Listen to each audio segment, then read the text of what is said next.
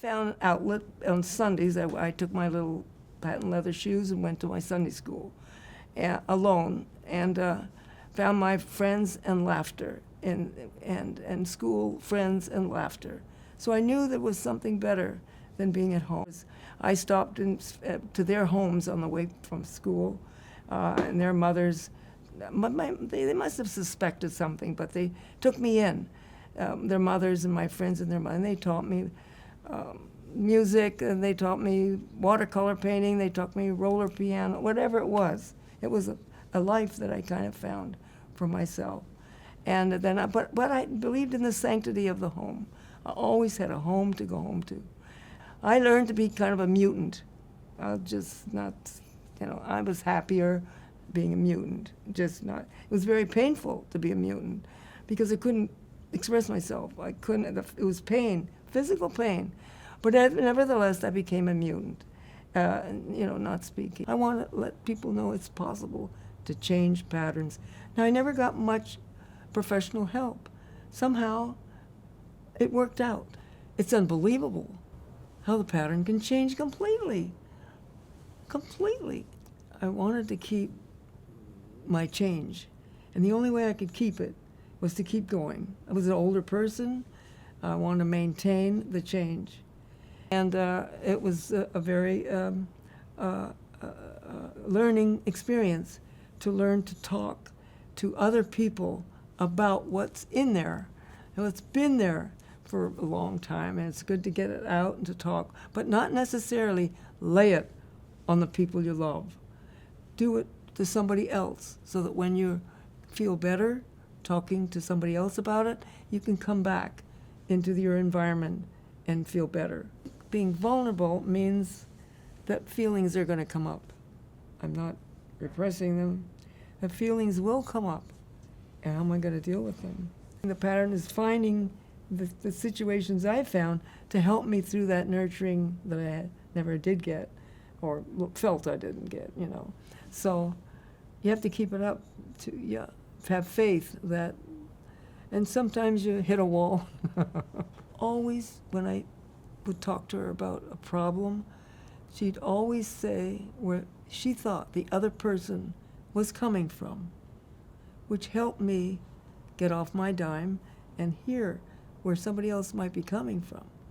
And I think that was very helpful. To be myself means that I'm accountable, but I want to be the best I can to other people. So that keeps me kinder and generous and kinder and available and vulnerable and all those good things. Allowing myself to go through many experiences, which I avoided, and grow through challenges and experiences. And I was so appalled when this woman said, that I spoke of, said, you get yourself to AA and let those women help you grow up. I believed in the sanctity of the home. But maybe it was an easier time in those days, too, to get to that point, the sanctity of the home and how it's so important to. And then I ended up with a divorce, but that I held on as long as I could. The best is having 4 children. Having had 4 children. She was pregnant with me, actually, and they came into Kashmir on the train, and my dad found a job at the sawmill there, and I never felt poor. There's so many other people in the same boat, and when you're that young, when I look back, I can't remember most of everything, but when you're that young, you don't feel poor, I guess. 12 years old, my dad got hurt at the lumber mill, released that spinal cord from that where it was being pinched, and his heart stopped. And they did open heart massaging, but he passed away. The most traumatic thing that happened, I guess, is my mom was left with 8 kids, my older sister having cerebral palsy, and no money. So what do? You know, and she had to go to work. I think after that time, I was probably looking for family most of my life. And when I look back on it, I see how important that is, that you find, if it's not your biological family, you find families throughout your life that you belong to have that connectedness to. The church was kind of my refuge, and I found myself doing great there. You know, I found a faith there, a belief in something bigger than myself. I was on a hot shot crew up at Entiat. They didn't call it hot shot at the time, it was a fire crew. And that was probably the second most important, or third most important, besides the university and my father dying. That fire crew became my family. And it still is my family after 60 years. You know, like I said, I'm always looking for family. You know, I had the church, I had the people at the university, I had the firefighting group, my teaching colleagues for 40 years. And but I think the one we feel closest to are the ones we taught with in Norway. Oh, and the other thing about living abroad is that we were able to travel more, and being able to travel is fantastic, because you really do find out that everybody, no matter where you go in the world, want the same thing as you do. Life is a lot more difficult in a lot of places, but they're, you know, for a lot of different reasons. You know, life is hard for everybody. Don't judge people superficially, because they're all, even if you think they have a perfect life, you know, they don't. Everybody runs into a wall sometimes. I believe, especially young people, need to choose something, you know, and it can change. But I think you need to have that foundation, because, like I've said before, life is hard. And you choose something with compassion, something that emphasizes kindness, love, empathy. I think the hardest part is growing older is that you start losing some of those connections you don't want to. But the loneliness is the biggest fear. My definition of, you know, you love somebody when you want them to see the beauty in themselves that you see in them. The hard part about love is that it always ends. I mean, that love is what makes the world go around, makes it worth living. But it ends in some way. People moving out of your life, or people dying.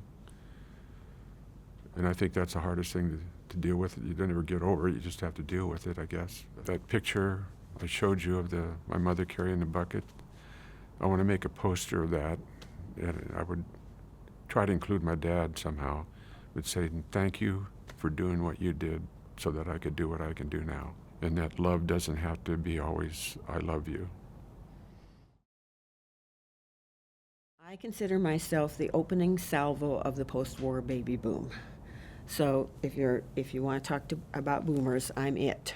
I was born in 1946, so that was kind of the beginning of what my middle little brother called the dark times. Papa died, my sister got cancer, bone cancer, Kennedy was assassinated, and that was almost like family dying. And then Barbara died, my sister who had gotten cancer.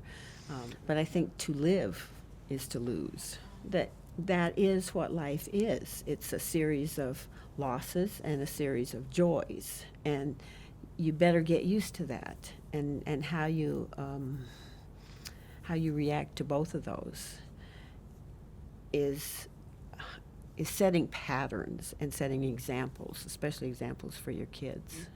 The thing is, you have to allow time for grief. You can't say, and you can't make schedules for grief. You can't say, by this time you should be to denial, or, you know, through the phases and all that. It doesn't, it's like this, you're up and down all the time. And my biggest piece of advice that I give people when I'm talking to them who are in a similar situation is, don't do anything you don't want to do. Yeah, and be kind to yourself. You know, be kind to yourself. It's hard.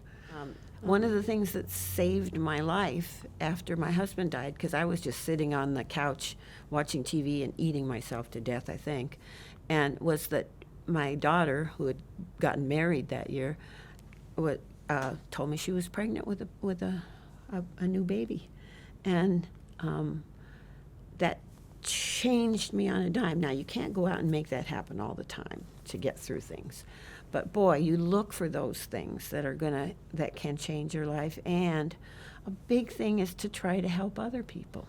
You know, there's that saying, in the world where you can be anything, be kind. I really believe that. And it isn't always easy. You want to snap back at people, especially close people who hurt you, but you have to say to yourself, they could be having a bad day. Be kind. When something happens, go out of your way to say, that was wonderful. Tell people that they played the trumpet, beautifully on Sunday, or whatever. People don't hear enough that they are worthwhile. Creation inspires me. We're lucky that we live where we live. You step outside your door and you see the mountains, and you see the arrowleaf balsam root in the springtime. You see the deer walking behind my house.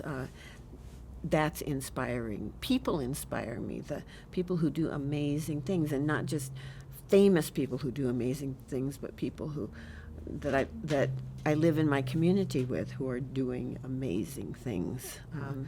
God inspires me. That's an important part of my life. But most of the time I loved my job. And some of it was really frustrating, but some of it was great. I worked in one group one time that was in charge of getting all these programmers to standardize. And we spent the time up front to come up with a set of values for our group. And I can't remember all of them. But one of the values was, we will not let each other fail, which I thought was wonderful. Raise the flag if you're in trouble, we'll help you fix it. And the other one was, we're going to have fun more than we don't have fun.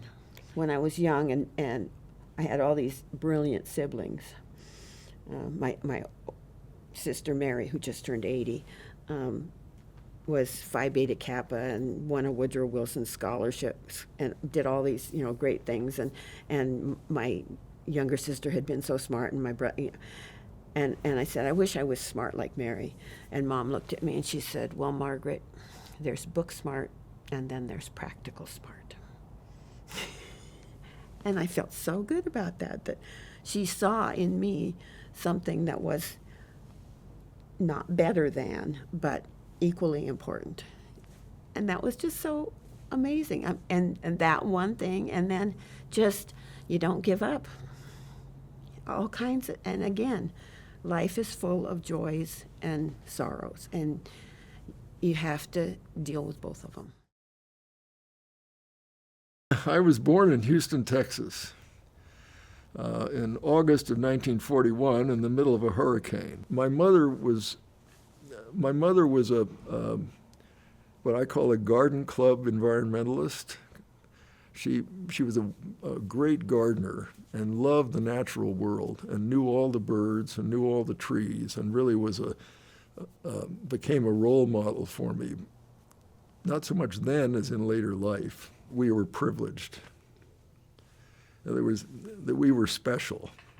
Not special because of us, but special because of what our opportunities were and what our opportunities had been. They said, you're special, you're privileged, and you need to give back to your society, to your community. And I get choked up talking about this because it's such an important part of my life. He became my cultural grandfather and my beloved grandfather. He was very much a father to me because I would spend every minute I could with him in the summer in Maine. Tina is a family physician and practiced here in Wenatchee as well. And I think was a very beloved physician. She did mostly women's health care. I'm saying all this in the past tense because sadly she has Alzheimer's. And talk about, very sad things. That's the saddest thing that's ever happened to me, is losing her to Alzheimer's. I don't cry about it anymore, but in the early times, I would just sit there with my head in my hands because just of the anger and the sadness and the loss, and Alzheimer's is a nightmare. But fortunately, I'm very thankful because she's in an adult family home. She's safe. She's content, if that's the right word. She's not hostile. She's not frightened. She's not paranoid. She knows I'm her husband. Doesn't know my name anymore, but she knows I'm her husband. And I kiss her hello, and I kiss her goodbye, and I hold her hand, and I read poetry to her. And it's as good as it can be, but it's a nightmare. The natural world inspires me. People inspire me, actually.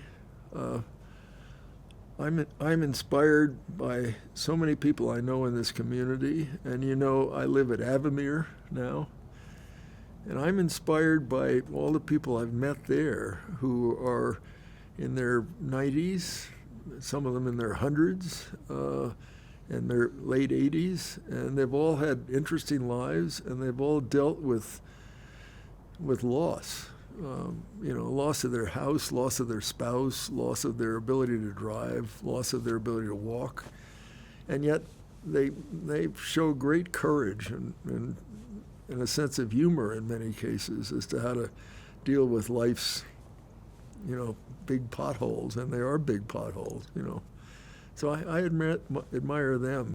I center myself in the natural world. I mean, to me, kayaking and hiking, not climbing in the sense of ropes, but hiking, backpacking, being in the mountains, and being on the ocean are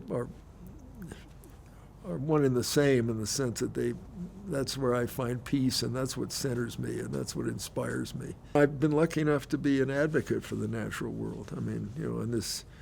I retired a long time ago, so I've done a lot of work in conservation in this area and the state and some other parts of the world, and it's been a privilege to work with the people who are doing that kind of work because they're inspiring. It's very important for me to be loved. Yeah, all of us, absolutely, and I work at being loved. I mean, I try and be a nice guy. I try and be there for my friends. I try and be aware when someone's really hurting and needs a hug or a lunch date or a beer or a glass of wine or whatever. Yeah.